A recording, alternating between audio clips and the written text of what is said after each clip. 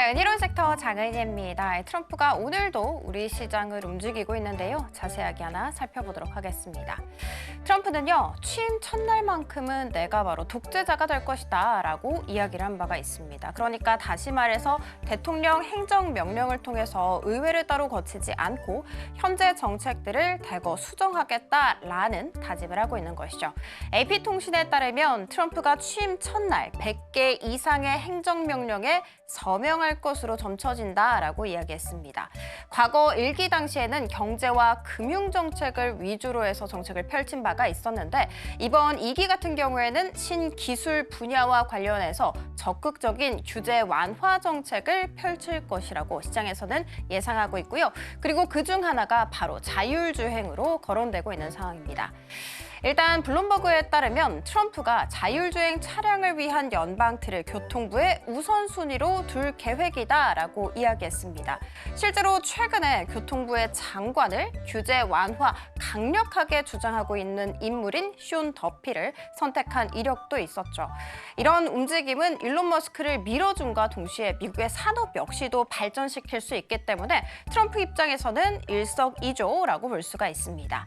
미국의 현행법 한번 살펴보도록 할게요. 완전 자율주행차 허가 절차 상당히 까다로운 상황입니다. 왜 그러나 살펴봤더니 연간 배치되는 이 자율주행 차량 수가 2,500대로 제한이 되어 있는 상황이기 때문인데 시장에서는 트럼프가 취임을 하게 된다면 2,500대에서 이 제한량을 10만 대까지 늘릴 거다라고 예상하고 있는 상황입니다.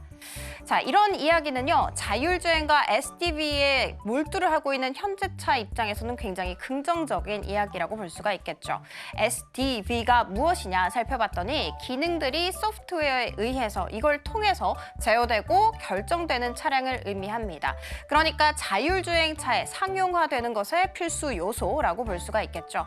뿐만이 아니라 간밤에 바이든 정부 쪽에서도 중국 때리기를 하고 있습니다. 자율주행과 관련해서요. 한번 살펴보자면 중국과 러시아가 미국에서 커넥티드 차량을 판매하는 것과 관련해서 사실상 원천 차단하는 규제를 결국 확정을 짓는 모습이었습니다.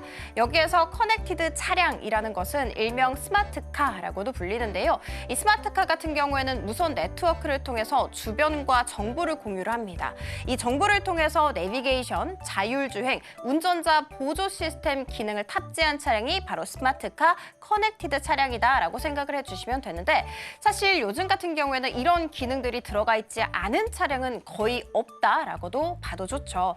중국산 러시아산 소프트웨어를 조금이라도 탑재를 하게 된다면 전부 다 미국에서 차량을 판매를 금지를 시킨다라는 이야기 속에 우리 국내 종목들이 좀 수혜를 받아가는 게 아니냐라는 이야기 모였고요. 자율주행과 그리고 또 스마트카와 관련된 종목들 강세 보이고 있습니다.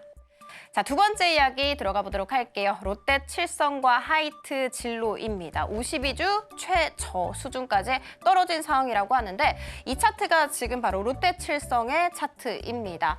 보이시는 것처럼 4거래일 연속해서 약세를 그리기 시작하면서 지금 현재는 좀 10만 원 선이 위태로운 상황인데 만약에 10만 원 선까지 이탈을 하게 된다라면 2020년 11월 이후 그러니까 코로나 시국 이후에 처음으로 있는 일이라고 합니다. 이렇게까지 주가가 하락세를 보이고 있는 이유가 무엇일까? 당연히 주류주이다 보니 주류 소비 급감이 그 이유로 가장 많이 거론되고 있습니다. 뿐만이 아니라 올해 실적 개선 역시도 난망한 상황이죠. 그러면서 투자 심리가 바짝 위축되어 있습니다. 자, 사실 주류 소비 같은 경우에는 연말 연시에 좀 증가하는 경향이 있죠. 그런데 이번 연말 연시에 정치적 리스크도 터졌고요. 그리고 대형 재난 사고까지 이어지게 되면서 술자리 자체가 줄어들었습니다. 술자리가 줄어들다 보니까 주류 소비 역시도 급감했겠죠. 실제로 정치적 리스크가 발생하고 나서 매출이 급감했어요, 감소했어요 라고 답한 소상공인 비율 같은 경우에는 88.4%나 달했고요.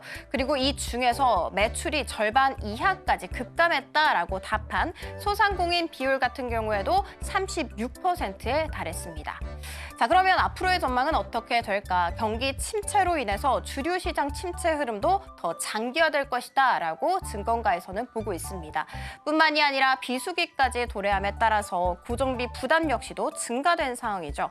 그래서 증권가에서는요, 롯데칠성에 대한 목표 주가를 20만 원에서 18만 원까지 내려잡았고요. 하이트 진로에 대해서는 목표 주가 2만 7천 원에서 2만 5천 원으로 하향 조정하는 움직임 보이기도 했습니다.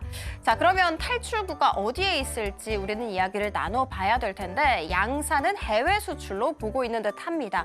롯데칠성 같은 경우에는 과일 소주가 또 동남아에서 큰 인기를 얻고 있다라는 이야기 들려왔습니다.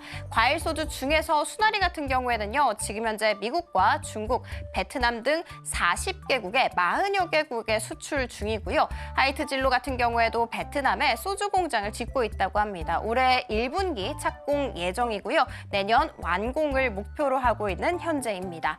사측에 따르면 만약에 완공이 잘 되게 된다면 해외 소주 판매 실적이 더욱더 확대될 수 있을 것이다라고 이야기했습니다.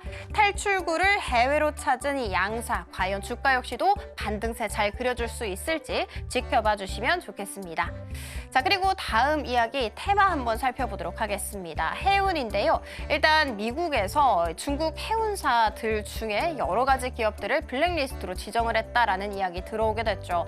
그중 하나가 바로 코스코라는 기업입니다. 이 코스코 같은 경우에는 세계 최대 해운사 중 하나다라고 이야기를 해주시면 되는데 이번 블랙리스트로 인해서 미국과의 거래가 좀 제한적이게 되겠죠. 그 말은즉슨 우리 경쟁사, 우리 한국의 해운사들에게는 반사 이익이라고 불러도 좋을 것 같습니다.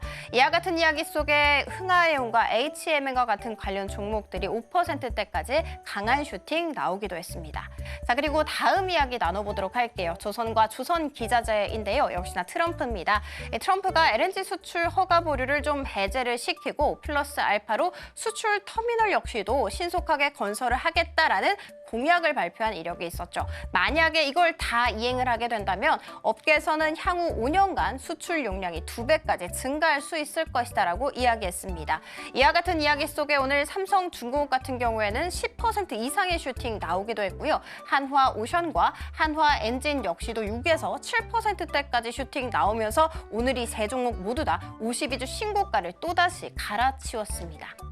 자, 그리고 비만 치료제 마지막 이야기 나눠보도록 할게요. 일단 간밤 미증시에서 일라이릴리가 무려 6% 넘게 급락세를 보인 바가 있었죠. 4분기 매출이 시장 예상치를 하회할 것이다라는 전망 때문이었습니다. 일단 CEO는요, 전년 동기 대비해서 45%가량 늘긴 했다. 그렇지만 예상만큼 빠르게 성장하지는 못했다라고 코멘트하기도 했습니다. 이와 같은 이야기 속에 오늘 비만 치료제 관련주 이 세 종목 모두 다 장중한때 5% 안팎의 약세를 그리기도 했습니다. 자, 지금까지 은혜로운 섹터 함께 살펴봤습니다. 지금 바로 구독을 눌러보세요. 실시간 경제 뉴스, 투자 전문가들의 다양한 시황과 정확한 분석, 또 알찬 투자 정보까지 신뢰할 수 있는 저희 서울경제TV와 함께하세요.